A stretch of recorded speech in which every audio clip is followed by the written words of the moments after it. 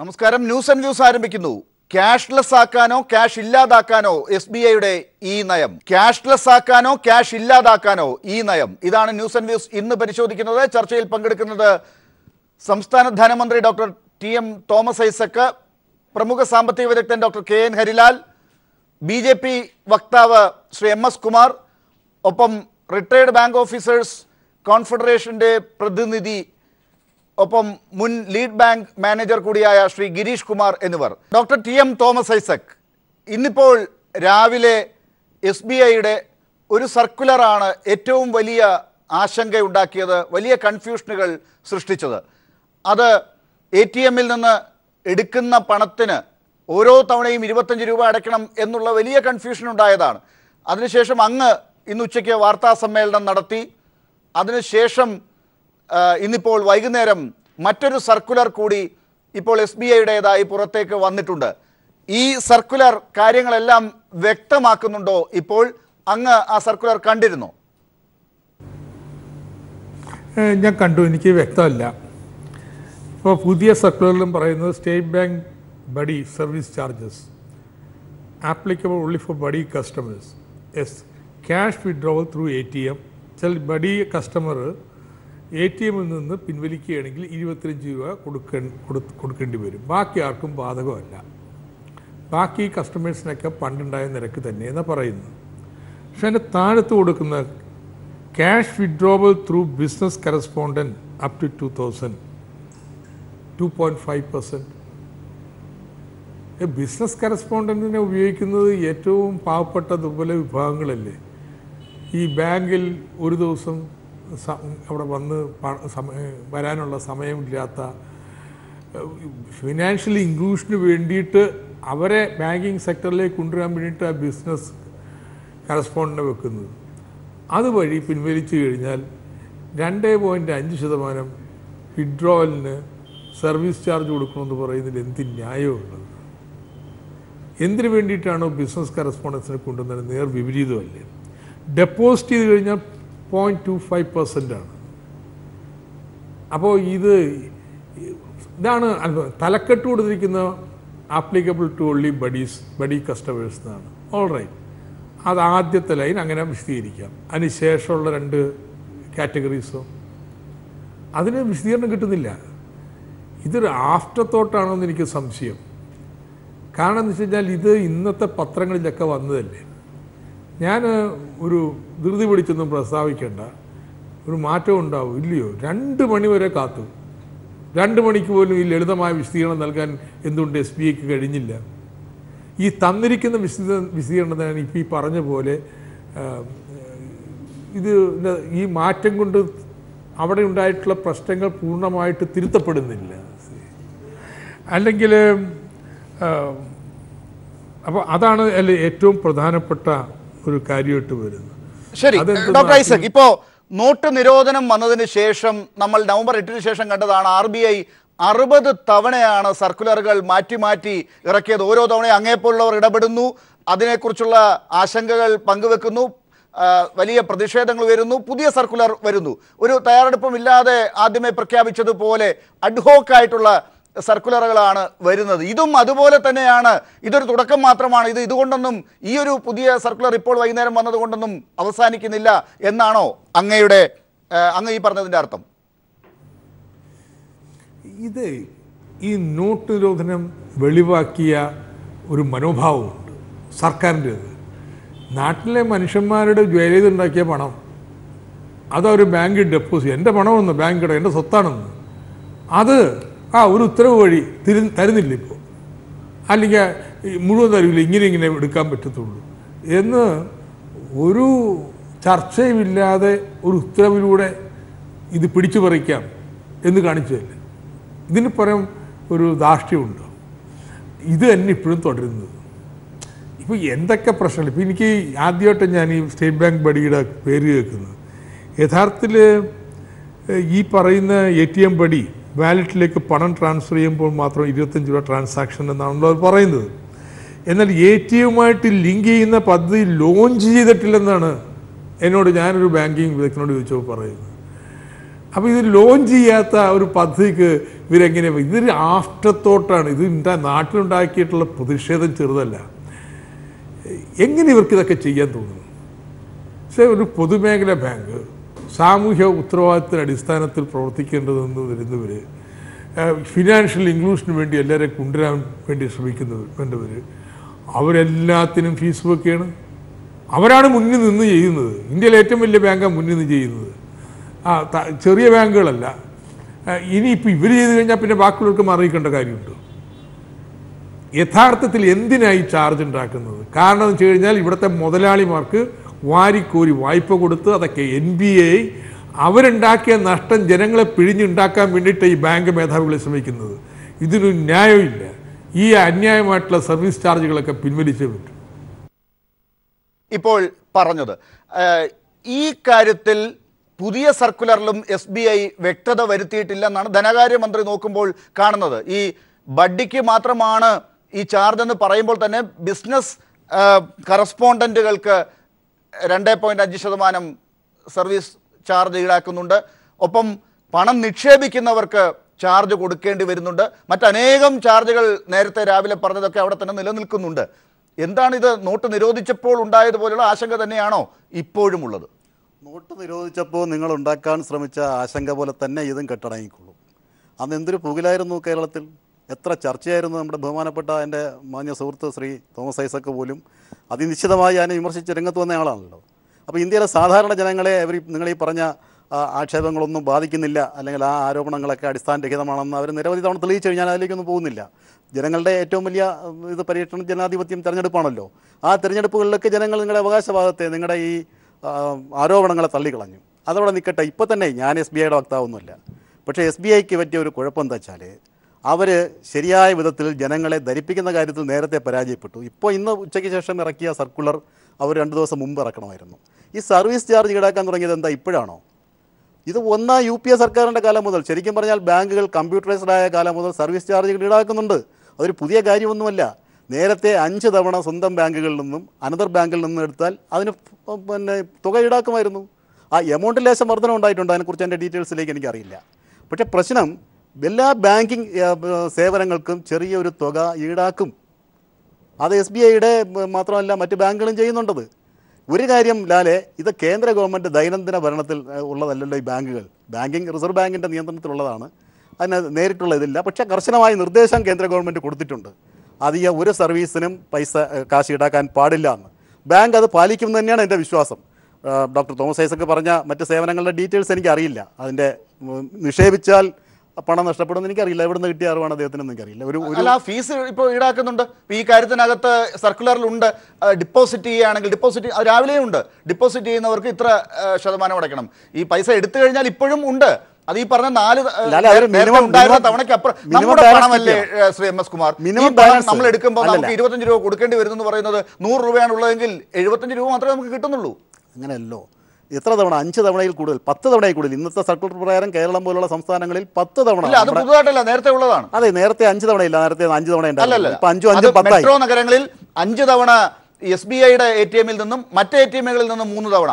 അല്ലെ, മെട്രോ അല്ലാത്ത നഗരങ്ങളിൽ 5 തവണ SBIയുടെ ATMിൽ നിന്നും മറ്റ് ATMകളിൽ നിന്ന് 5 തവണ. ഇല്ല, അത് ചില മാധ്യമങ്ങളിൽ വരുന്നതാണ്. ഇപ്പോൾ ഇന്ന് വൈകുന്നേരം പുതിയ സർക്കുലറിലൂടെ വന്ന് കൂട്ടിയതാണെന്ന്. തെറ്റാണത്. 10 തവണ ആക്കിയില്ലേ? 8 തവണ. അത് 10 തവണ നേരത്തെ ഉള്ളതാണ്. ഉറപ്പിച്ച് പറയാൻ സാധിക്കുമോ? എനിക്കത് ഉറപ്പുണ്ട്. ഞാൻ ഉറപ്പിച്ച് പറയുന്നു. 5ഉം 3ഉം ആയിരുന്നു, ഇപ്പൊ 5ഉം 5ഉമായി. ശരി, അല്ലല്ല, 5ഉം 3ഉം ആയിരുന്നു മെട്രോ നഗരങ്ങളിൽ. അതിപ്പോഴും 5ഉം 3ഉം തന്നെയാണ്. മെട്രോ അല്ലാത്ത നഗരങ്ങളിൽ 5ഉം 5ഉം ആയിരുന്നു നേരത്തെ. ഇപ്പോൾ അത് വീണ്ടും തൽസ്ഥിതി തുടരും. ഇതാണ് വാർത്ത ശ്രീ MS കുമാർ. തെറ്റിദ്ധരിപ്പിച്ചിട്ട് കാര്യമില്ല. അത്തരം സേവനങ്ങൾക്ക് അവർ പൈസ അനാവശ്യമായി ഈടാക്കുന്നത് നിർത്തണമെന്ന് തന്നെയാണ് കേന്ദ്ര ഗവൺമെന്റിന്റെ നിലപാട്. അത് തന്നെയാണ് കേരളത്തിലെ ജനങ്ങൾ, എല്ലാ ജനങ്ങളും ആഗ്രഹിക്കുന്നത്. അത് ചെയ്യുമായിരിക്കും. അതിനുള്ള ഒരു ഇപ്പം അവർ ആ സർക്കുലർ തിരുത്തി. ഏതൊക്കെ ഭാഗങ്ങൾ തിരുത്തിയില്ല, അല്ലെങ്കിൽ ഏതൊക്കെ അതൊക്കെ ഇനി വരാനിരിക്കുന്നതേ ഉള്ളൂ. ശരി വരാം. ഡോക്ടർ KN ഹരിലാൽ, ഇപ്പോൾ തിരുത്തി, ഇനി വീണ്ടും വേണ്ടി വന്നാൽ തിരുത്തും. അതായത് മുമ്പ് 60 തവണ തിരുത്തിയതിൻ്റെ ഒരു തുടർച്ചയായിട്ടാണോ ഇതിനെ കാണേണ്ടത്? തീർച്ചയായിട്ടും അങ്ങനെയുള്ള തിരുത്തലുകളൊക്കെ ഇനി പ്രതീക്ഷിക്കാം. കാരണം അടിസ്ഥാനപരമായിട്ടുള്ള ഒരു പ്രശ്നമുണ്ട് ഇതിൻ്റെ പിറകിൽ. അതിനെക്കുറിച്ച് ഡോക്ടർ ഐസക് ഇവിടെ സൂചിപ്പിച്ചു. നമ്മുടെ ബാങ്കിങ് സിസ്റ്റം വല്ലാത്തൊരു പ്രതിസന്ധിയിലാണ്. ലോകത്ത് തന്നെ ഏറ്റവും കൂടുതൽ NPA റേഷ്യോ ഉള്ള ഒരു രാജ്യമായിട്ട് ഇന്ത്യ മാറിയിരിക്കുകയാണ്. ഇന്ത്യയിലെ ബാങ്കിങ് സിസ്റ്റം 9% വരെ വരും. അത് പൊതുമേഖലാ ബാങ്കുകൾ അതിലും വളരെ കൂടുതലാണ്. പൊതുമേഖലാ ബാങ്കുകൾ ഓപ്പറേറ്റിംഗ് പ്രോഫിറ്റ് ഉണ്ടാക്കിയാൽ പോലും അവർക്ക് നെറ്റ് ഏണിങ്സ് ഉണ്ടാക്കാൻ കഴിയുന്നില്ല. കാരണം ഈ NPAയുടെ ഭാരമാണ്. ഈ NPAയുടെ ഭാരം ഉണ്ടായതിൻ്റെ പ്രധാനപ്പെട്ട കാരണം കഴിഞ്ഞ ഒരു 3-4 വർഷമായിട്ട്, അത് കൂടുതൽ വർഷങ്ങളായിട്ട് ഈ കോർപ്പറേറ്റുകൾ നമ്മുടെ ബാങ്കുകളിൽ നിന്ന് വൻതോതിൽ പണം എടുത്തുകൊണ്ട് പോയതാണ്, കടമെടുത്തുകൊണ്ട് പോയതാണ്. ആ കടം തിരിച്ചടയ്ക്കുന്നില്ല. ഇത് UPA ഗവൺമെൻറ് കാലത്ത് തുടങ്ങിയതാണ്. പക്ഷേ കഴിഞ്ഞ വർഷങ്ങളിൽ ഈ NPA റേഷ്യോസ് വീണ്ടും കൂടി. ഇത് ഒരു 10-20 കോർപ്പറേറ്റുകളാണ് ഈ ബാങ്കുകളെ മുഴുവൻ കൊള്ളയടിച്ചിട്ട് ഈ തരത്തിൽ കിട്ടാക്കടം ഉണ്ടാക്കി വെച്ചിട്ടുള്ളത്. എന്ന് വെച്ച് കഴിഞ്ഞാൽ ഇന്ത്യയിലെ സാധാരണക്കാരന്മാരായിട്ടുള്ള പൗരന്മാർ ഈ ബാങ്കുകളിൽ കൊടുത്തിട്ടുള്ള പണം, അവരുടെ ഡിപ്പോസിറ്റിൻ്റെ ഒരു വലിയ ഭാഗം ഈ തരത്തിലുള്ള കിട്ടാക്കടമായി മാറിയിരിക്കുന്നു. അത് ബാങ്കുകൾക്ക് വലിയ ഭാരമാണ്. അത് പരിഹരിക്കുന്നതിനാവശ്യമായിട്ടുള്ള ചില നടപടികൾ ഇങ്ങനെ എടുക്കുകയാണ്. അതായത് നേരത്തെ സൂചിപ്പിച്ചതുപോലെ NPAയുടെ ഭാരം, അതായത് ഈ കള്ളക്കടത്തിൻ്റെ ഭാരം മുഴുവൻ സാധാരണ ജനങ്ങളിലേക്ക് എടുത്തു വെക്കാനുള്ള പരിശ്രമമാണ്. അപ്പോൾ എതിർപ്പുണ്ടാകുമ്പോൾ കുറച്ച് പിൻവലിക്കും. ഇനി ആരും ശ്രദ്ധിക്കാത്തപ്പോൾ പല ചെറിയ ചെറിയ സർവീസുകളിലായിട്ട് ഈ റേറ്റ് കൂടാനുള്ള സാധ്യതയുണ്ട്. അതല്ലെങ്കിൽ വളരെ ട്രാൻസ്പെറൻ്റ് ആയിട്ടുള്ള രീതിയിൽ ഇന്ത്യയിലെ ബാങ്കുകളെ എങ്ങനെ അവരുടെ ഈ NPA പ്രോബ്ലം എങ്ങനെ പരിഹരിക്കും എന്ന് കേന്ദ്ര ഗവൺമെൻറ് ജനങ്ങളുടെ മുമ്പിൽ പറഞ്ഞ് റീക്യാപിറ്റലൈസേഷൻ ആവശ്യമായിട്ടുള്ള പ്രോഗ്രാംസ് കൊണ്ടുവരണം. അതല്ലെങ്കിൽ ഇനി തുടർച്ചയായിട്ട് ഈ വരുന്ന 1-2-3 വർഷത്തേക്ക് ഈ തരത്തിലുള്ള വലിയ ജനങ്ങളുടെ പ്രതിഷേധത്തിന് ഇടയാക്കുന്ന, അവരുടെ പോക്കറ്റ് അടിക്കുന്ന സംഭവങ്ങൾ ഉണ്ടായിക്കൊണ്ടിരിക്കും. ഇത് പ്രതീക്ഷിക്കേണ്ടതാണ്. ശരി, ശ്രീ ഗിരീഷ് കുമാർ, ഇപ്പോൾ SBIയുടെ കാര്യത്തിലാണ് ഇന്നിപ്പോൾ ഈ രീതിയിലുള്ള സർക്കുലർ വന്നിട്ടുള്ളത്. SBI ഇപ്പോൾ നമുക്കറിയാവുന്നതുപോലെ മറ്റ് അനുബന്ധ ബാങ്കുകൾ, SBT പോലെയുള്ള ബാങ്കുകളൊക്കെ ലയിച്ചതിന് ശേഷം ഉണ്ടായ പ്രതിസന്ധി തരണം ചെയ്യുന്നതിനുള്ള ഒരു ഘട്ടമാണ് ഇത് എന്നൊരു നിരീക്ഷണം കൂടിയുണ്ട്. എങ്ങനെയാണ് താങ്കളെപ്പോലുള്ള മുൻ ബാങ്ക് ഉദ്യോഗസ്ഥർ ഈ കാര്യങ്ങളെ കാണുന്നത്? SBT പോലുള്ള ബാങ്കുകൾ SBI ലയിപ്പിച്ച് കഴിയുമ്പോൾ തന്നെ SBI വലിയൊരു ICICI പോലെ വലിയ കോർപ്പറേറ്റായി മാറുകയാണ്. വലിയ കോർപ്പറേറ്റായി മാറുമ്പോൾ നമ്മൾ പ്രതീക്ഷിക്കണം ICICI പോലുള്ള ബാങ്കുകളിൽ നിന്നുള്ള ചാർജുകൾ ഈ ബാങ്കുകളിലും വരുമെന്ന് പ്രതീക്ഷിക്കണം. വലിയ സേവനം ലഭ്യമാക്കാൻ വേണ്ടിയാണ് ഇങ്ങനെ ചെയ്യുന്നതെന്നാണ് പറയുന്നത്. എനിക്ക് ബഹുമാന്യനായ MS കുമാറിനോട് ചോദിക്കാനുള്ളത്, നമ്മൾ ക്യാഷ് ട്രാൻസാക്ഷൻ കുറയ്ക്കുക, പൈസ എടുക്കൽ കുറയ്ക്കുക എന്ന് പറഞ്ഞിട്ട് ആളുകളോട് നിങ്ങളുടെ ഇടപാടുകളെല്ലാം ബാങ്കുകളിൽ നടത്തുക എന്ന് പറഞ്ഞിട്ട് നമ്മൾ ഉടനെ തന്നെ ഇതുപോലുള്ള ഭീമമായ ചാർജുകൾ അടുപ്പിച്ചേൽപ്പിച്ചാൽ ആളുകളെ ബാങ്കുകളിൽ നിന്ന് അകറ്റുന്ന ഒരു സാഹചര്യം വരില്ലേ എന്നുള്ള കാര്യം ഗവൺമെൻറ് ചിന്തിക്കേണ്ടതല്ലേ? ആളുകളെ എങ്ങനെയെങ്കിലും കൂടുതൽ ബാങ്ക് ട്രാൻസാക്ഷനിൽ വരുത്തി ടാക്സ് ബെൽറ്റിനകത്ത് ആളുകളെ കൊണ്ടുവരും എന്നാണ് അന്ന് പ്രഖ്യാപിച്ചത്. പക്ഷേ ഇതുപോലുള്ള പെട്ടെന്നുള്ള തിരിച്ചടികൾ ഉണ്ടാകുമ്പോൾ ജനങ്ങൾ ബാങ്കിൽ നിന്ന് അന്യമായി പോവുകയാണ്. പിന്നെ ഡോക്ടർ KN ഹരിലാൽ സൂചിപ്പിച്ച ഒരു പ്രധാന കാര്യം, ഡോക്ടർ ഐസക് സൂചിപ്പിച്ച ഒരു കാര്യം, ബാങ്കുകളിൽ ലാഭം ഉണ്ടായില്ലെങ്കിൽ പൊതുമേഖലാ ബാങ്കുകൾ തകരും. പൈസ എടുത്തവർ തിരിച്ചടയ്ക്കുന്നില്ല. ഇത് തിരിച്ചടപ്പിക്കുവാനുള്ള ശക്തമായ നടപടികൾ ഗവൺമെൻറ്റിൻ്റെ ഭാഗത്തുനിന്ന് ഉണ്ടാകുന്നില്ല. ചെറിയ ചെറിയ നടപടികൾ മാത്രമേ ഉള്ളൂ. ഈ കോർപ്പറേറ്റുകൾ കൊണ്ടുപോയി ബാങ്കുകൾ, പൊതുമേഖലാ ബാങ്കുകൾ 2008 മാന്ദ്യം മറികടക്കാനായി കൂടുതൽ വായ്പ കൊടുക്കുവാൻ ബാങ്കുകളെ നിർബന്ധിച്ച് അത് അവസരമാക്കിയെടുത്ത് കോർപ്പറേറ്റുകൾ കിട്ടാക്കടമാക്കി പൈസ ലൂട്ട് ചെയ്തുകൊണ്ട് പോയിരിക്കുകയാണ്. ഈ ബാങ്കുകൾ ഒരു പൊതുമേഖലയിൽ ഇല്ലാത്തൊരവസ്ഥയിൽ വന്നു കഴിഞ്ഞാൽ ഇന്നത്തെ കാർഷിക മേഖലയിലൊക്കെ ആര് ICICI ബാങ്കിനെ പോലെ പൈസ കൊടുക്കും അവരാരെങ്കിലും? അപ്പോൾ എത്രയും പെട്ടെന്ന് നമ്മൾ NPA റിക്കവറിക്ക് വേണ്ടുന്ന ശക്തമായ നടപടികൾ ഗവൺമെൻറ്റും RBIയും സ്വീകരിച്ച് ഡെറ്റ് റിക്കവറി ട്രിബ്യൂണലിനെ പോലുള്ള നടപടികൾ അതിനെ ശക്തമാക്കിക്കൊണ്ട് വളരെ ഒരു ക്യാമ്പയിനിലൂടെ NPA കുറയ്ക്കണം. NPA കുറയ്ക്കാത്തതിൻ്റെ ഒരു കാര്യം കൂടിയാണ് ഈ സർവീസ് ചാർജ് കൂട്ടിയത്. കാരണം ജീവനക്കാർക്ക് ശമ്പളം കൊടുക്കണം, മിനിമം ലാഭം ഉണ്ടാക്കണം. ഇതൊക്കെ വരുമ്പോൾ ഈ സർവീസ് ചാർജിനെ ഞാൻ ന്യായീകരിക്കുകയല്ല. അല്ലെങ്കിൽ സാധാരണക്കാർക്ക് എല്ലാവർക്കും ഒരേ രീതിയിൽ ചാർജ് ഏർപ്പെടുത്തുന്നത് ശരിയല്ല. ശരി, ഇപ്പോൾ കോർപ്പറേറ്റ് ഇപ്പോൾ ഈ കാര്യത്തിൽ ബാങ്കുകളെ, അല്ലെങ്കിൽ ഇപ്പോൾ SBI ആണല്ലോ ഈ കാര്യത്തിൽ ഇങ്ങനെ ഒരു സർക്കുലർ ഇറക്കി ഇപ്പോൾ ഇവിടെ ചൂണ്ടിക്കാട്ടിയതുപോലുള്ള പ്രതിസന്ധിയൊക്കെ തരണം ചെയ്യാൻ വേണ്ടി ശ്രമിക്കുന്നു എന്നൊക്കെയുള്ള നിരീക്ഷണങ്ങളുള്ളത്. അപ്പോൾ ബാങ്ക് തനിയെ ഈ കാര്യത്തിലേക്ക് അവരുടെ പ്രതിസന്ധി മറികടക്കാനുള്ള ഒരു തീരുമാനം എടുത്തു എന്ന് വേണമോ കാണാൻ? അതോ ഇത് ബാങ്കിൻ്റെ മാനേജ്മെൻറ്റുകളെ അല്ല നമ്മൾ കുറ്റപ്പെടുത്തേണ്ടത്, അവരങ്ങനെ ഒറ്റപ്പെടുത്തിയിട്ട് കാര്യമില്ല, ഇതിൻ്റെ പിന്നിൽ ആരാണ്, എന്താണ് ഇവരുടെ ഉദ്ദേശം എന്നാണ് താങ്കളുടെ നിരീക്ഷണം?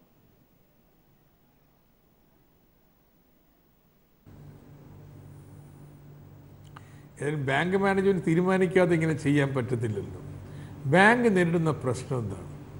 നിഷ്ക്രിയ ആസ്തികൾ, അതിന് ബാഡ് ഡെറ്റ് പ്രൊവിഷനിങ് കൊണ്ടുവന്നേ പറ്റും.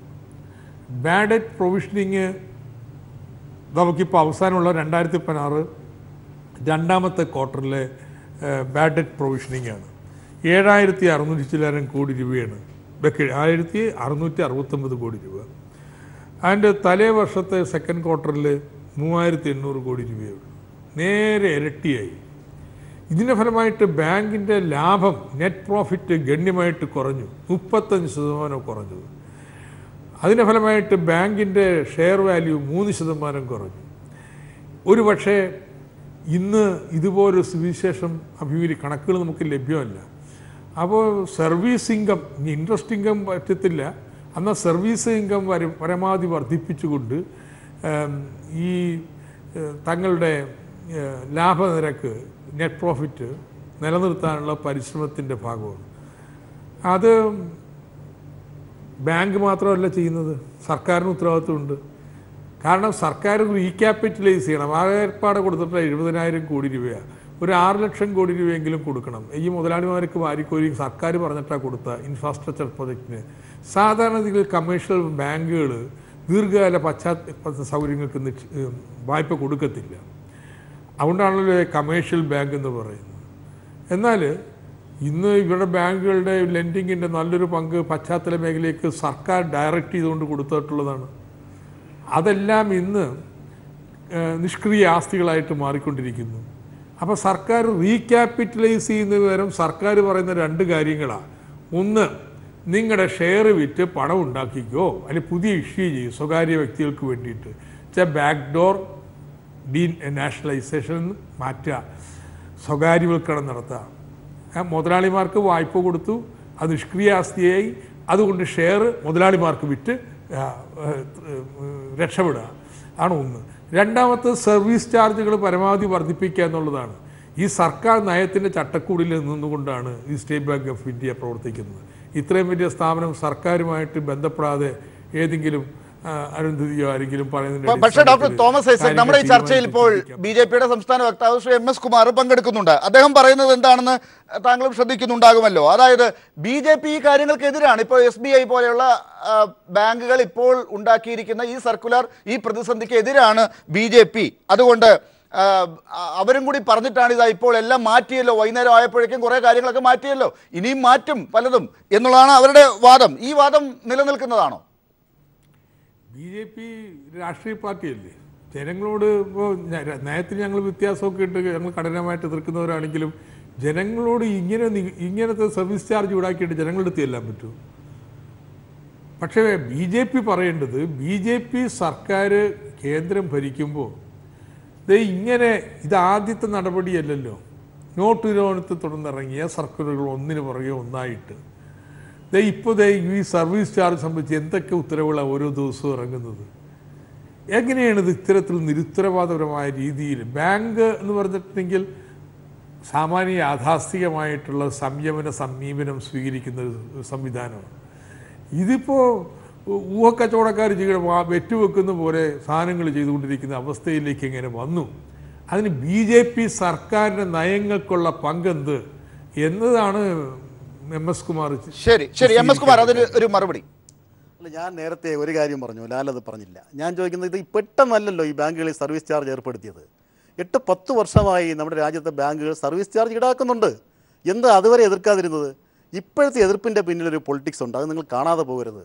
അത് SBT, SBI എം.എസ്. കുമാർ, ഇത്രയും കാലം ഉണ്ടായിരുന്നത് പോലെ അങ്ങ് മുന്നോട്ട് പോയാൽ മതിയായിരുന്നല്ലോ. ഇപ്പൊ എന്ത് പുതുമയാണ് വരുത്തിയത്? അതാണ് ചോദ്യം. അത് ഞാൻ ചോദിക്കട്ടെ, അതാണ് ഞാൻ പറഞ്ഞത്. ഈ സോഷ്യൽ മീഡിയയും നിങ്ങളെപ്പോലുള്ള ചാനലുകളും ഉണ്ടാക്കിയിട്ടുള്ള ഒരു ഇതാണ്, ഭീതിയാണ് ജനങ്ങളുടെ ഇടയിൽ. അല്ലാതെ ഇതിപ്പോ സർവീസ് ചാർജ്, ഞാൻ പറയട്ടെ ദയവായി ഈ പറഞ്ഞ അല്ല, ഞാൻ പറഞ്ഞത് അങ്ങക്ക് തന്നെ പറയാം. SBIക്ക് ഈ പറഞ്ഞ പോലെ ഒരു സർക്കുലർ പോലും ഇറക്കണ്ടല്ലോ. ഇന്നലെ വരെ ഉണ്ടായിരുന്നത് പോലെയാണ്, അങ്ങ് പറയുന്നത് പോലെയാണ് കാര്യമെങ്കിൽ തുടർന്ന് അങ്ങനെ കാര്യങ്ങൾ പോയാൽ മതിയായിരുന്നല്ലോ. എന്തുകൊണ്ടാണ് ഇന്ന് രാവിലെ ഒരു സർക്കുലർ വരുന്നു വെബ്സൈറ്റിൽ, അത് തിരുത്തിക്കൊണ്ട് ട്വിറ്ററിൽ കുറെ കഴിഞ്ഞപ്പോൾ കുറെ കാര്യങ്ങൾ വരുന്നു, ഇപ്പോൾ ഇതാ വീണ്ടും സർക്കുലറായി തന്നെ ഇറക്കിയിരിക്കുന്നു, ഇനിയും വരുമെന്ന് അങ്ങ് പറയുന്നു. എന്തിനാണിത്? ഞാൻ ദയവായി എന്നെ ഒന്ന് സംസാരിക്കാൻ അനുവദിക്കണം.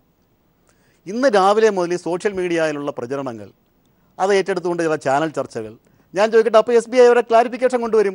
എന്താ ഇപ്പോൾ ഇവിടെ രാജ്യത്തുണ്ട് SBI SBT ലയനം, ആ ലയനത്തെ ഇഷ്ടപ്പെടാത്ത നല്ല ശക്തമായ ഒരു ട്രേഡ് യൂണിയൻ വിങ് നമ്മുടെ രാജ്യത്തുണ്ട്. നിങ്ങൾ പറയാൻ അനുവദിക്കണം ദയവായി. ഞാൻ ചോദിക്കട്ടെ, ഈ NPA കൂടി ഇപ്പൊ ഇതാണ് ഡോക്ടർ ഐസക്കും ഇപ്പോൾ ഡോക്ടർ KN ഹരിലാലും ശ്രീ ഗിരീഷ് കുമാറും ഒക്കെ പറഞ്ഞൊരു കാര്യം, ഈ നിഷ്ക്രിയ ആസ്തി കൂടി വരുന്നു. ഈ നോട്ട് നിരോധനം കഴിഞ്ഞപ്പോഴത്തേക്കും അത് വളരെയധികം കൂടിയതായിട്ടാണ് കാണുന്നത്. അപ്പൊ അങ്ങനെ കൂടി വരുന്നു, SBIയുടെ ലാഭം കുറഞ്ഞു. ഇതൊക്കെ ബാങ്കിന് ലാഭമില്ലാതെ മുന്നോട്ട് പോകാൻ സാധിക്കില്ലല്ലോ.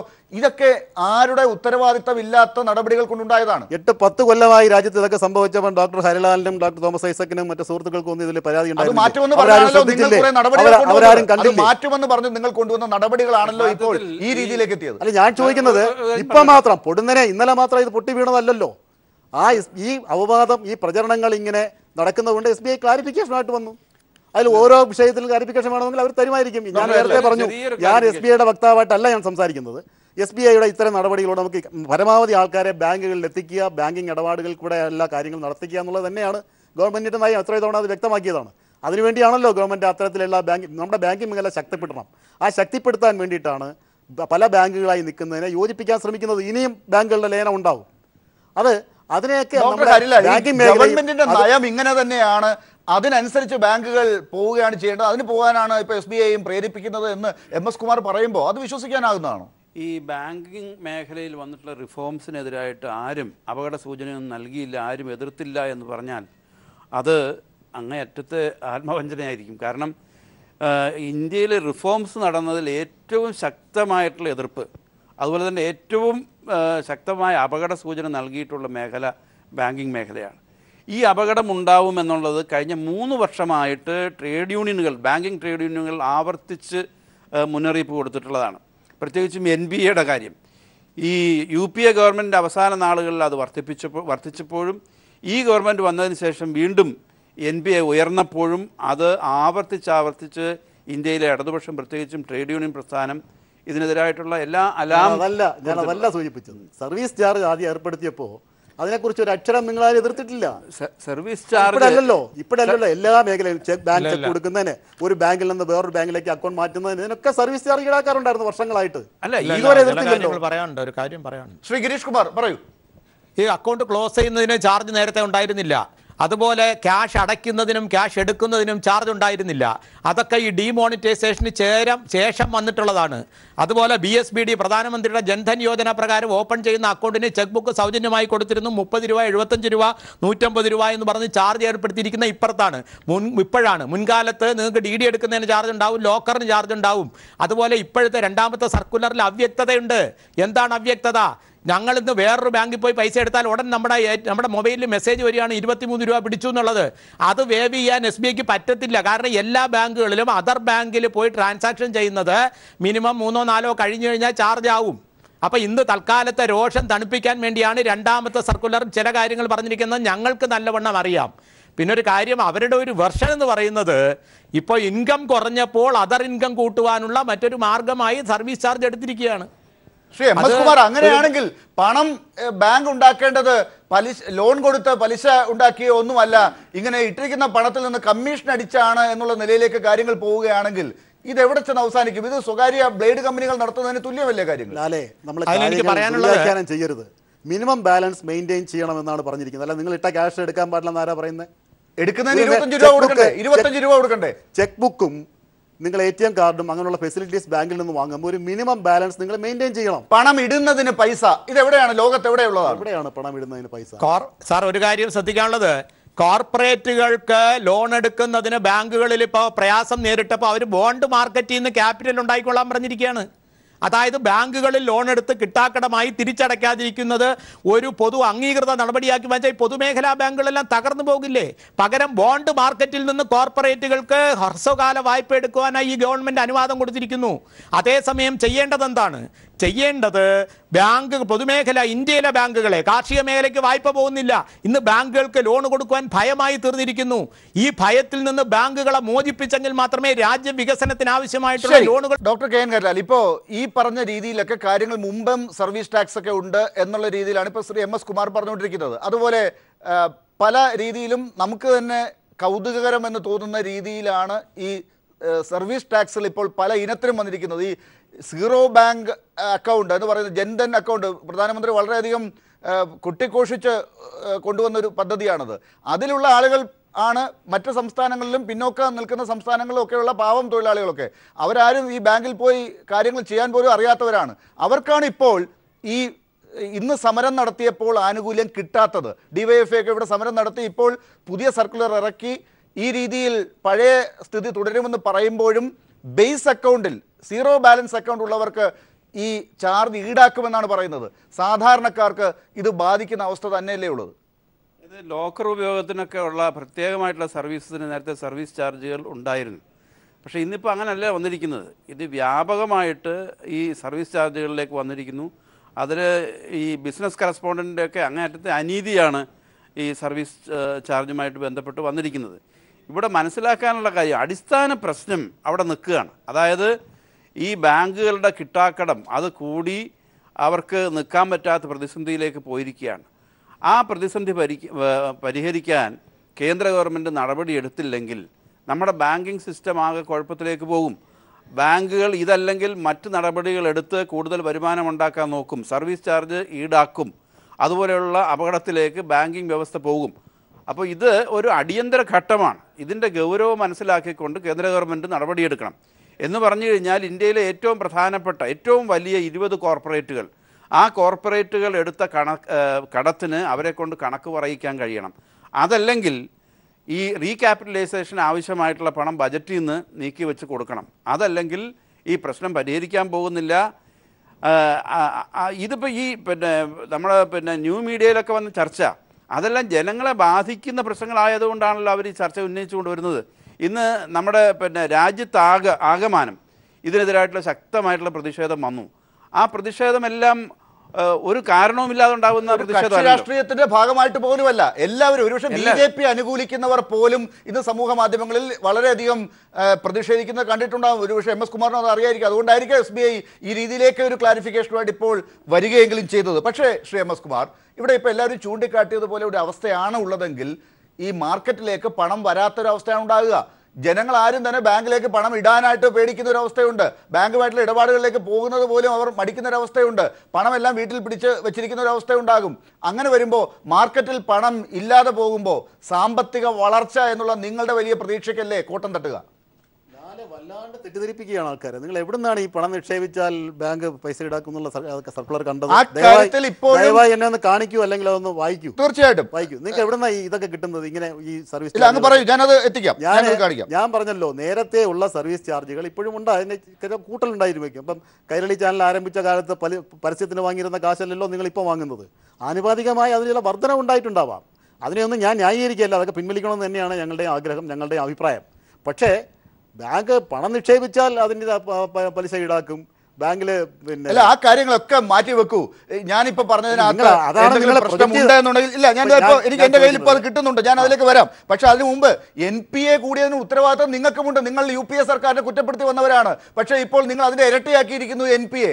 തിരിച്ച് അതൊക്കെ പിടിച്ച് പലരിൽ നിന്നും പണം 15 ലക്ഷം അവരുടെ അക്കൗണ്ടിലേക്ക് കൊണ്ടുവരുമെന്ന് പറഞ്ഞതാണ്. അതൊന്നും ഇപ്പം ഇല്ല. 15 ലക്ഷം പോട്ടെ, നിങ്ങൾ തിരിച്ചു പിടിക്കൂ. ആ കാര്യം പോലും നടക്കുന്നില്ലല്ലോ. ഇത് കൂടി വരുന്നത് എങ്ങനെ? ഇതെങ്ങനെയാണ് സാമ്പത്തിക വളർച്ചയ്ക്ക് ഗുണം ചെയ്യുക? ഈ വായ്പ കൊടുത്തത് NDA സർക്കാരിന്റെ കാലത്തല്ലല്ലോ. തിരിച്ചു പിടിക്കുന്നല്ലേ പറഞ്ഞത്? വിചിത്രമായ വാദമാണ്. തിരിച്ചു പിടിക്കാനുള്ള എല്ലാ ഏർപ്പാടും പിന്നെ UPA സർക്കാരിന്റെ കാലത്ത് കൊടുത്തിരുന്ന വായ്പകളുണ്ട്. അതിനേക്കാൾ കൂടുതൽ ഈ ഗവൺമെന്റ് വന്നതിന് ശേഷം ഈ സർക്കാർ വന്നതിന് ശേഷം കൊടുത്തത് NPA ഒന്നും ആകാറായിട്ടില്ല. അത് ആയി വരുന്നതേ ഉള്ളൂ. അങ്ങനെയാണെങ്കിൽ തന്നെ ഞാൻ ഒരു തർക്കത്തിന് വേണ്ടി പറഞ്ഞാൽ പോലും ഞാൻ ചോദിക്കുന്നത്, UPA സർക്കാരിന്റെ കാലത്ത് വർഷങ്ങളായി കൊടുത്ത വായ്പകൾ തിരിച്ചു പിടിക്കാൻ പോലും നിങ്ങൾക്ക് ആവുന്നില്ലെങ്കിൽ ഇതും ആ വഴിക്ക് തന്നെ പോകുന്നുള്ളതിന്റെ സൂചനയല്ലേ അത്? നിങ്ങൾ മുൻവിധിയോടുകൂടിയാണ് അങ്ങനെ. നിങ്ങൾ കൊടുത്തത് മാത്രമേ തിരിച്ചു പിടിക്കുകയുള്ളൂ. നിങ്ങൾ കൊടുത്തത് മാത്രമേ തിരിച്ചു പിടിക്കുകയുള്ളൂ. അല്ലേ? പറയാത്തത് പറയുകയും നിങ്ങളുടെ അഭിപ്രായം എന്റെ മേൽ കെട്ടുവയ്ക്കുകയും പറഞ്ഞത്. UPA സർക്കാർ കൊടുത്ത ലോണായാലും NDA സർക്കാരിന്റെ കാലത്ത് കൊടുത്ത ലോണായാലും ലോൺ ബാധ്യതയുണ്ടെങ്കിൽ തിരിച്ചു പിടിക്കാൻ ആർക്കും അതിന് ഉത്തരവാദിത്വമുണ്ട്. അതിൽ നിന്ന് ഒഴിഞ്ഞു നിൽക്കാൻ സാധിക്കുമോ ഏതെങ്കിലും സർക്കാരിന്? പരമാവധി അതിനുവേണ്ടി ശ്രമിക്കുന്നുണ്ട്. ആരെങ്കിലും വായ്പ എടുത്തുകൊണ്ട് പോയിട്ട് വേണ്ടാന്ന് വെക്കാൻ ഏതെങ്കിലും സർക്കാരിന് സാധിക്കുമോ? നിങ്ങളെന്താ അങ്ങനെ പ്രചരിപ്പിക്കുന്നത്? ഇവിടെ അതൊക്കെ ഈടാക്കാൻ വേണ്ടിയിട്ടാണോ ഈ സർവീസ് ചാർജ് ഈടാക്കുന്നതാണോ ഈ പറഞ്ഞു വരുന്നത്? എന്തിനാണ് ഈ സീറോ ബാലൻസ് അക്കൗണ്ടുകാരെ പോലും ബാങ്കുകളിൽ നിന്ന് കാർഡ് ഇടുമ്പോൾ അവർക്ക് സർവീസ് ചാർജ് ഈടാക്കുന്ന ഒരു അവസ്ഥയിലേക്ക് പോവുകയാണെങ്കിൽ ഈ കാർഡ് ട്രാൻസാക്ഷനിലൂടെ ക്യാഷ്ലെസ് എക്കോണമിയിലേക്ക് പോകാൻ ശ്രമിച്ച രാജ്യമാണല്ലോ. അത് എവിടെയാണ് നിങ്ങൾക്ക് 10 തവണയിൽ കൂടുതൽ ഒരാളിനൊരു സാധാരണക്കാരന് ATM ഉപയോഗിക്കേണ്ടി വരുന്നുള്ള ആൾ എവിടത്തെ കണ്ടുപിടുത്തം ഈ പറയുകയാണ്? Zero balance account Zero balance അതില്ല ഒന്നുമില്ല. സാർ, അതില്ല. അങ്ങ് മനസ്സിലാക്കും. അങ്ങ് ഈ സർക്കുലർ വായിച്ചിട്ടില്ല എന്നാണ് എനിക്ക് നിങ്ങൾ തോന്നുന്നത്. സർക്കുലർ എന്നെ കാണിക്കൂ. സർക്കുലറിനകത്ത് നിങ്ങൾ ഉണ്ടെങ്കിൽ കാണിക്കൂ. 10 പ്രാവശ്യം ATM ൽ നിന്ന് എടുക്കാമെന്ന് പറയുന്നത് സീറോ ബാലൻസ് അക്കൗണ്ടുകാർക്കല്ല, ജൻധൻ അക്കൗണ്ടുകാർക്കല്ല, അല്ലേ, ബേസ് അക്കൗണ്ടുകാർക്ക് അത് പറ്റില്ല എന്നുള്ളത് ഇവിടെ ഉണ്ട് സാർ. ഒന്ന് കാണിക്കൂ ദയവ് ചെയ്ത്. ശരി, അത് കാണിച്ചാൽ അങ്ങേക്ക് സർക്കുലർ എന്ന് പറഞ്ഞ് കുറച്ച് പേരായിട്ട് പേടിപ്പിക്കുന്നതല്ലാതെ കാണിക്കുന്നില്ലല്ലോ. ഇല്ല, അങ്ങേക്ക് ആ കാര്യത്തിലാണ് വ്യക്തത അല്ലേ, വേണ്ടത്. എനിക്ക് വ്യക്തത വേണം. കാരണം ഞാൻ എനിക്കറിയില്ല, അറിയാത്തൊരു കാര്യത്തെ കുറിച്ച് ഞാൻ എങ്ങനെ ചർച്ച ചെയ്യും? ശരി, ഞാൻ അതിലേക്ക് എത്താം. ശ്രീ ഡോക്ടർ തോമസ് ഐസക്, ഇപ്പോൾ ക്യാഷ്ലെസ് എക്കോണമി അല്ലെങ്കിൽ ക്യാഷ്ലെസ് ട്രാൻസ്ഫർ, ഇലക്ട്രോണിക് ട്രാൻസ്ഫറിലൂടെ കാർഡ് ഉപയോഗിച്ച് പണം ഉപയോഗിക്കാതെ, കാശ് ഉപയോഗിക്കാതെ, നോട്ട് ഉപയോഗിക്കാതെയുള്ള എക്കോണമിയിലേക്ക് പോകുന്ന പോക്കാണ് ഇതെന്നാണ് പറയുന്നത്. ഈ പോക്ക് അങ്ങോട്ടേക്ക് തന്നെയാണോ? ക്യാഷ്ലെസ് എക്കോണമിയിലേക്ക് പോകുന്നതിന് വേണ്ടി ഇവർ ഇപ്പോൾ ചെയ്തിരിക്കുന്നത് വെച്ച് കഴിഞ്ഞാൽ എല്ലാ ക്യാഷ്ലെസ് ട്രാൻസാക്ഷനും വേണ്ടിയിട്ടും ഇന്ന് കാലത്തിറക്കിയ ഉത്തരവിൽ പറഞ്ഞിരിക്കുന്നത് അതിനൊക്കെ ട്രാൻസാക്ഷന് സർവീസ് ചാർജ് ഈടാക്കലാണ്. ഇപ്പോൾ ഈ വാലറ്റ് 25 രൂപയാണെങ്കിൽ കൊടുക്കണമെന്ന് പറഞ്ഞു. വാലറ്റ് ക്യാഷ്ലെസ് ട്രാൻസാക്ഷൻ്റെ ഇൻസ്ട്രുമെൻ്റ് അല്ലേ, അതിനല്ലേ 25 വെച്ചിരിക്കുന്നത്. ഈ നയങ്ങൾ പരസ്പര വിരുദ്ധമായിട്ട് മാറുകയാണ്. ഇപ്പോൾ എന്താ ഫലം എന്ന് പറയാം?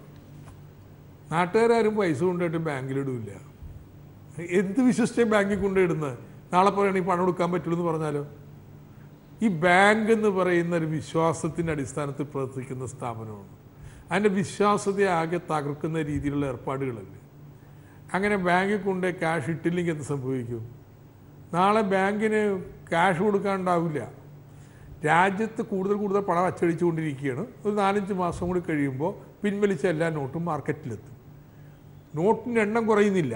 പക്ഷേ ഈ നോട്ട് എത്ര വേഗതയിൽ കൈമാറും എന്നുള്ളതൊരു പ്രധാനപ്പെട്ട പ്രശ്നമാണ്. ആളുകളെല്ലാം കാശ് കൈവച്ചുകൊണ്ടിരുന്നിട്ടുണ്ടെങ്കിൽ ഈ കൈമാറ്റ വേഗത കുറയും. അത് കറൻസിയുടെ ദൗർലഭ്യം സൃഷ്ടിക്കും. അത് സാമ്പത്തിക പ്രവർത്തനങ്ങളെ മന്ദീഭവിപ്പിക്കും. ഇതൊരു മൊത്തം ചിത്രം എടുത്തു വെച്ചിട്ടല്ല സർക്കാരോ ബാങ്കുകളോ കാര്യങ്ങളോ. ഡോക്ടർ ഐസക്, ഞാൻ നേരത്തെ ഇപ്പോൾ ഇവിടെ ചർച്ചയിൽ വന്ന ഒരു കാര്യം SBIയുടെയും SBTയുടെയും ലയനത്തെ കുറിച്ചുള്ള ഒരു കാര്യമാണ്. ഈ ലയനം ആണ് പ്രശ്നങ്ങൾ ഉണ്ടാക്കിയെന്ന ഒരു നിരീക്ഷണമുണ്ട്. താങ്കളൊരു സാമ്പത്തിക വിദഗ്ധനാണല്ലോ. ഈ മറ്റു ബാങ്കുകൾ അപ്പോൾ ഇത് ബാധിക്കില്ല, SBIയും SBTയിലും മാത്രമാണ് ഈ പ്രശ്നം എന്നുള്ള നിലയിലേക്ക് കാണേണ്ടതുണ്ടോ? ഈ പ്രശ്നമാണ് ഇവിടെ മാത്രമാണെങ്കിൽ, ഇത് SBIയുടെ പ്രശ്നമാണെങ്കിൽ അതിപ്പോൾ ഇവിടെ മാത്രമാണല്ലോ ബാധിക്കുക, മറ്റു ബാങ്കുകളെ ബാധിക്കാൻ ഇടയില്ലല്ലോ. 3 കാരണങ്ങളുണ്ട്. ഒന്ന് NPAയുടെ വർധന. ആ നോട്ട് നിരോധന കാലത്ത് നിഷ്ക്രിയ ആസ്തികൾ ഗണ്യമായിട്ട് ഉയർന്നു. വൻകിട കമ്പനികളൊക്കെ അവരുടെ വിൽപ്പന കുറഞ്ഞു. വിൽപ്പന കുറഞ്ഞതിൻ്റെ ഫലമായിട്ട് ബാങ്ക് എടുത്ത വായ്പ കൊടുത്തില്ല, നിഷ്ക്രിയ ആസ്തികളായിട്ട് പലതും മാറി. അത് ബാങ്കുകളുടെ കണക്കുകൾ തന്നെ കാണിക്കുന്നുണ്ട്. രണ്ടാമത്തത്, ഇപ്പോൾ നിങ്ങൾ പറഞ്ഞ പോലെ ലയനം നടന്നു. ലയനം നടന്നു കഴിഞ്ഞപ്പോഴത്തേനും നമ്മുടെ ഈ ലയിച്ച ബാങ്കുകളുടെ പ്രവർത്തനമൊക്കെ ഏതാണ്ട് സ്തംഭിച്ച് നിൽക്കുകയാണ്. എല്ലാ കാലത്തേക്കും ഇല്ല, എപ്പോഴെങ്കിലും അങ്ങനെയാണ്. അപ്പോൾ അതിൻ്റെ ഫലമായിട്ടുള്ള പ്രത്യാഘാതങ്ങളുണ്ട്. ഇങ്ങനെയുള്ള കാരണങ്ങൾ പലത് ഉണ്ട്. എന്ന് മാത്രം അപ്പോൾ അതിനോടൊരു പ്രതികരണമായിട്ടായിരിക്കും SBI ചെയ്തത്. മറ്റ് ബാങ്കുകൾ ഇതുപോലെ തന്നെ ചെയ്യണമെന്നില്ല. പക്ഷേ ഏറ്റവും വലിയ ബാങ്ക് ചെയ്യുമ്പോൾ ബാക്കിയുള്ള ബാങ്കുകൾ എന്താ ചെയ്യാതിരിക്കേണ്ട ആവശ്യം? അവരും പൊതുമേഖലാ ബാങ്കുകൾ ഇവരുടെ തന്നെ നേരെ തുടരാനാണ് സാധ്യത. പക്ഷെ ഉണ്ടാവാൻ പോകുന്നത് ചില പുതിയ സ്വകാര്യ ബാങ്കുകളുണ്ട്. അവർ ചെയ്യണമെന്നില്ല. അവരിത് തന്നെ അവസരമാക്കി SBIയുടെ അക്കൗണ്ട് തങ്ങളിലേക്ക് കിട്ടാൻ പറ്റുമെന്നായിരിക്കും നോക്കുക. അവർക്ക് കളിക്കാൻ അറിയുമെങ്കിൽ അവരങ്ങനെ കളിക്കേണ്ടത്. ഇതുണ്ടാവാൻ പോകുന്നത് പൊതുമേഖലാ ബാങ്കുകളെ ദുർബലപ്പെടുത്തുന്നതിലേക്ക് എത്താം. ഇത്തരത്തിൽ സർവീസുകൾ ചാർജ് ചെയ്യാതിരിക്കാൻ വെച്ചാൽ അവർ പ്രയോറിറ്റി സെക്ടർ ലെൻഡിങ്ങും കാര്യങ്ങളൊന്നും കൃത്യമായിട്ട് നടക്കുന്നില്ല. അവർ ഇത്തരത്തിലുള്ള ഇൻഫ്രാസ്ട്രക്ചർ ലെൻഡിംഗ് ഒന്നും സർക്കാർ, അതായത് ഈ പൊതുമേഖലയെ ബാധിക്കുന്ന രീതിയിൽ സ്വകാര്യ മേഖലയ്ക്ക് വലിയ ഗുണകരമാകുന്ന രീതിയിൽ നേരത്തെ തന്നെ നോട്ട് നിരോധിച്ചപ്പോൾ പറഞ്ഞു കേട്ടതുപോലെ കോർപ്പറേറ്റുകൾക്ക് ചില വലിയ പേരുകളൊക്കെ നമ്മൾ കേട്ടതാണ്. കോർപ്പറേറ്റുകൾ ആരാണെന്നുള്ളതിനെ കുറിച്ചൊക്കെ അവർക്ക് സഹായകരമാകുന്ന രീതിയിലേക്ക് കാര്യങ്ങൾ കൊണ്ടുപോവുക. അങ്ങനെ വലിയൊരു കുംഭകോണം ഇതിന്റെ പിന്നിൽ ഈ നോട്ട് നിരോധനത്തിൽ പോലും ഉണ്ടെന്ന് അന്ന് തന്നെ പറഞ്ഞിരുന്നതാണ്. അതിന്റെ തുടർച്ചയായിട്ടുള്ള കാര്യങ്ങളാണോ ഇപ്പോൾ ഈ സർക്കുലറുകളിലൂടെയൊക്കെ നടക്കുന്നത്? ഡോക്ടർ ഐസക്. ഇതെന്താ വെച്ചാൽ ഇതിങ്ങനെ പോയി കഴിയുമ്പോൾ നാട്ടുകാരൊക്കെ ഇപ്പോൾ ഏതൊരാളും ഈ SBIനെ ചീത്ത പറയില്ല. ആ ബ്രാൻഡിന് കിട്ടുന്ന പ്രത്യേകത എന്താണെന്ന് നോക്കി. ഇന്ത്യയിൽ എല്ലാ SBI എത്ര അംഗീകാരമുള്ള ഒരു പേരാണ്. ആ പേര് ദോഷമല്ലേ ഇപ്പോൾ ഉണ്ടായിരിക്കണേ. ഇവരെ കൊണ്ട് ഇത് കാര്യം ചെയ്യാൻ പറ്റില്ല. ജനങ്ങളാണെങ്കിൽ ഇതിനെ ദിവസവും ചീത്ത പറയുന്നു. ഇങ്ങനെ വരുമ്പോൾ സർക്കാരിന് എളുപ്പമായി ഇത് പൊതുമേഖല എത്ര അരാജകമായിട്ടാണ് കാര്യങ്ങൾ ചെയ്യുന്നത്, കാര്യക്ഷമമല്ല. അതുകൊണ്ട് കാര്യക്ഷമതയ്ക്ക് വേണ്ടിയിട്ട് സ്വകാര്യ മാനേജ്മെൻറ്റ് വരണം. ഈ പൊതുമേഖലാ സ്ഥാപനങ്ങളെ ഇങ്ങനെ ദുർബലപ്പെടുത്തിക്കൊണ്ടേ അവരെ സ്വകാര്യവൽക്കരിക്കാൻ പറ്റൂ. ശരി ശരി, അപ്പൊ അത് തന്നെയാണ് തന്ത്രം. ഞാൻ തിരിച്ചു വരാം. ശ്രീ MS കുമാർ, താങ്കൾ നേരത്തെ ചോദിച്ച കാര്യം ഇപ്പോൾ ഡോക്ടർ ഐസക് പറഞ്ഞ പോലെ പൊതുമേഖലയെ സഹായിക്കുന്ന കാര്യങ്ങളാണ്. ഡോക്ടർ ഐസക് തുടക്കത്തിൽ പറഞ്ഞതും ഇത് തന്നെയാണ്. എൻ്റെ കയ്യിൽ ആ സർക്കുലർ ഉണ്ട്. അതിൽ cash deposit through BC business correspondent up to ₹10,000 Indian currency ₹10,000 അതിന് 0.25% of the value, minimum ₹2, maximum ₹8 plus service tax. ഇതാണ് ഈടാക്കുന്നത് ക്യാഷ് ഡിപ്പോസിറ്റിന്. ഇതാണ് എൻ്റെ കയ്യിലിരിക്കുന്ന സർക്കുലർ. പ്രധാനപ്പെട്ടതാണ്. ഇതും വിഡ്രോ ചെയ്യേണ്ടി വരും. കാരണം ഫിനാൻഷ്യൽ ഇൻക്ലൂഷൻ നേരത്തെ ഇവിടെ സൂചിപ്പിച്ചതുപോലെ, ഈ ചർച്ചയിൽ സൂചിപ്പിച്ചതുപോലെ, ഈ ബാങ്കിങ് മേഖലയിലേക്ക് കടന്നു വരാത്ത സാധാരണക്കാരെ ഇതിലേക്ക് കൊണ്ടുവരുന്നതിന് വേണ്ടി ആ ഫിനാൻഷ്യൽ ഇൻക്ലൂഷന് വേണ്ടിയിട്ടാണ് ഈ ബിസിനസ് കറസ്പോണ്ടൻസിനെ ഉപയോഗിക്കുന്നത്. അപ്പോൾ ഏറ്റവും സാധാരണക്കാരാണ് ഈ വഴി ഡിപ്പോസിറ്റ് ചെയ്യുന്നത്. അവർ ഡിപ്പോസിറ്റ് ചെയ്യുമ്പോൾ 2.5% എന്ന് പറഞ്ഞു കഴിഞ്ഞാൽ അവർ അസംഘടിതരായതുകൊണ്ട് അവരിൽ നിന്ന് ഈ പണം ഈടാക്കാം എന്നുള്ളതാണോ SBI വിചാരിക്കുന്നത്? അതല്ലെങ്കിൽ സർക്കാർ? അത് മാത്രമല്ല, cash withdrawal through BC up to 2,000 2.5% of the taxation value വേറെയും, ഇടുമ്പോഴും എടുക്കുമ്പോഴും അങ്ങനെ മൊത്തം 100%. ഒരു സുഹൃത്ത് പറഞ്ഞ കാര്യം പറയാണ്. SBT ലേലത്തെ തുടർന്ന് SBIയുടെ ഒരു ബ്രാഞ്ച് പറയുന്നത് നിങ്ങളുടെ 2 അക്കൗണ്ട് 2 ബാങ്കിലുള്ളത് ഒരെണ്ണമാക്കണം, ഒരു അക്കൗണ്ടിലേക്ക് മാറ്റണമെന്ന് പറഞ്ഞു. അങ്ങനെ നിർബന്ധിച്ച് ഒരു അക്കൗണ്ട് ആക്കി കഴിഞ്ഞപ്പോൾ അതിനുവേണ്ടി ഒരു സർവീസ് ചാർജ് ഈടാക്കി. അത് ഇതെല്ലാം വേണ്ടാന്ന് പറഞ്ഞ് കളഞ്ഞിട്ട് പോകാനാണെങ്കിൽ അതിനും സർവീസ് ചാർജാണ്. ക്ലോസ് ചെയ്യാനും പറ്റുന്നില്ല. ശ്രീ MS കുമാർ, എന്തൊരു കഷ്ടമാണിത് ശ്രീ MS കുമാർ. അത് SBI ഇത്തരം ശക്തമായ ബഹുജന സമ്മർദ്ദത്തിന്റെ പേരിൽ അതൊക്കെ തിരുത്തുമെന്ന് നമുക്ക് പ്രതീക്ഷിക്കാം. SBI നിങ്ങൾക്ക് ഇതിനകത്ത് യാതൊരു ഉത്തരവാദിത്വമില്ല. ഇത് പറഞ്ഞതൊന്നും നിങ്ങളെ കൊണ്ട് രാത്രി SBI ചെന്ന് കുത്തി തുറന്നാൽ എടുത്ത് കയറി കളഞ്ഞാൽ മതിയോ? RBIയിൽ നിങ്ങൾ 60 തവണ സർക്കുലർ ഇറക്കിച്ചവരാണോ? SBI കൊണ്ട് നിങ്ങൾക്കൊന്നും ചെയ്യാൻ പറ്റില്ല. RBIക്ക് പോലും നിങ്ങളുടെ മുമ്പിൽ എല്ലാം മാറ്റിവെച്ച്, മൊബൈൽ ഫോൺ പോലും മാറ്റിവെച്ച് നിങ്ങളുടെ അടച്ചിട്ട് മുറിക്കാതെ ഇരിക്കേണ്ടി വന്നു. പിന്നെ ഈ SBIയുടെ കാര്യം എന്തിനാണ് പറയുന്നത്? ലാലെ, നിങ്ങൾ അറിഞ്ഞിട്ടും അറിയാത്ത മട്ടിൽ കാര്യങ്ങൾ സംസാരിക്കരുത്. RBIയെ നിയന്ത്രിക്കുന്ന RBI ഡയറക്റ്റ് ആയിട്ട് കേന്ദ്ര ഗവൺമെന്റിന്റെ ഇതാണോ? അല്ല, ആയിരുന്നില്ല.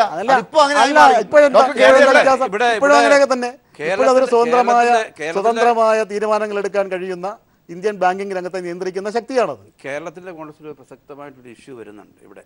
അതായത് നമ്മുടെ പൊതുമേഖലാ ബാങ്കുകളിൽ നിന്ന് ഇത്രയധികം NBA പോയല്ലോ. ആ NBA ആ കിട്ടാക്കടത്തിനെതിരായിട്ട് നടപടി എടുക്കാതിരിക്കുമ്പോൾ, അതായത് 50,000, 70,000, 1,00,000 കോടി എന്നുള്ള രീതിയിലുള്ള കണക്കാണ് NBA.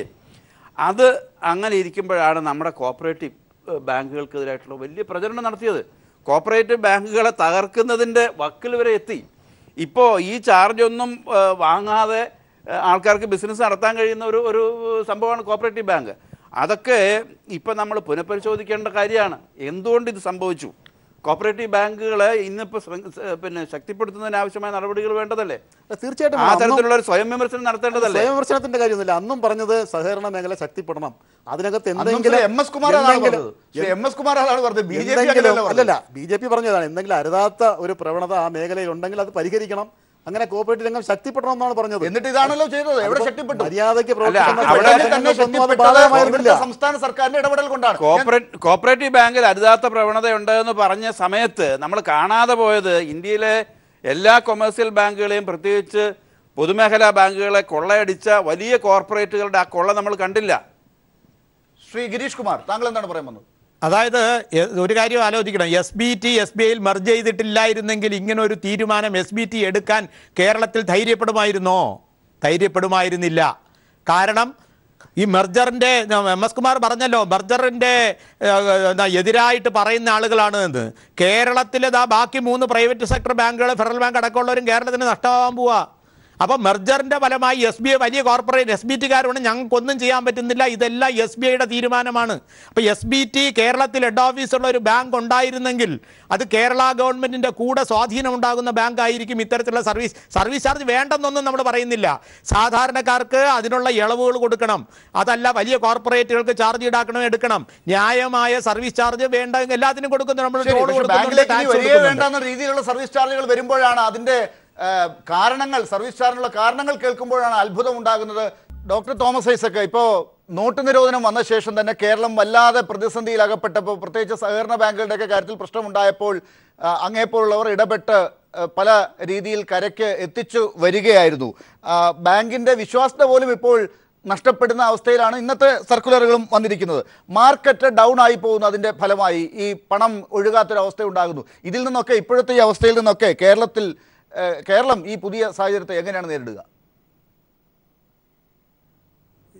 വലിയ പ്രശ്നമാണ്. കാരണം വെച്ച് കഴിഞ്ഞാൽ ഇപ്പോൾ SBIയിലേക്ക് ചില ബ്രാഞ്ചുകളിൽ ട്രഷറിയിൽ നിന്ന് നേരിട്ട് പണമല്ല കൊടുക്കുക, ബാങ്കിലേക്ക് ചെക്കാ കൊടുക്കുക. ചെല്ലുമ്പോൾ ക്യാഷ് ഓണർ ചെയ്യുന്നില്ല. ആക്ഷേപങ്ങൾ പല സ്ഥലത്തും വന്നുകൊണ്ടിരിക്കുന്നു. ക്യാഷ് ഇല്ലെന്ന് പറയുന്നു. ആളുകൾ കാശ് കൈവിടുന്നില്ല. ഈ മാസം ആദ്യം വീണ്ടും പ്രശ്നം കൂടുതൽ രൂക്ഷമാവുകയാണ്.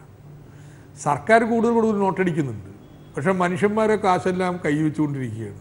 അതിൻ്റെ ഫലമായിട്ട് പണലഭ്യത കുറയുന്നു, കറൻസി ക്ഷാമം രൂക്ഷമാവുന്നു. വളരെ വിചിത്രമായ ഒരു സുവിശേഷത്തിലേക്ക് രാഷ്ട്രീയ ശരി, ഈ വിചിത്രമായ സുവിശേഷത്തിലേക്ക് കാര്യങ്ങൾ കൊണ്ടുവന്ന് എത്തിക്കുന്നത് SBI ആണെന്നോ അല്ലെങ്കിൽ അതാത് ബാങ്കുകളാണെന്നോ പറഞ്ഞ് ഒഴിയാൻ സാധിക്കുമോ ശ്രീ MS കുമാർ? അല്ല, അങ്ങനെ ഒരു പ്രത്യേക സാഹചര്യം നമ്മുടെ രാജ്യത്തുണ്ടെങ്കിൽ അതൊക്കെ പരിശോധിക്കപ്പെടേണ്ടതാണ്. ഞാൻ ശ്രീ ഐസക്കിനോട് എനിക്കൊരു ചോദ്യം. അദ്ദേഹം നേരത്തെ പോസിറ്റീവായിട്ടാണ് ഇതുമായി ബന്ധപ്പെട്ട കേരള ബാങ്ക് പോയോ? ചോദ്യം ചോദിച്ചോളൂ. കേരള ബാങ്ക് മറ്റേ ജില്ലാ ബാങ്കുകളൊക്കെ ലയിച്ചൊരു വലിയ കേരള ബാങ്കിൻ്റെ ഒരു ആശയം ഇടതുപക്ഷ സർക്കാർ അധികാരത്തിൽ വന്ന സമയത്ത് പറഞ്ഞിരുന്നു.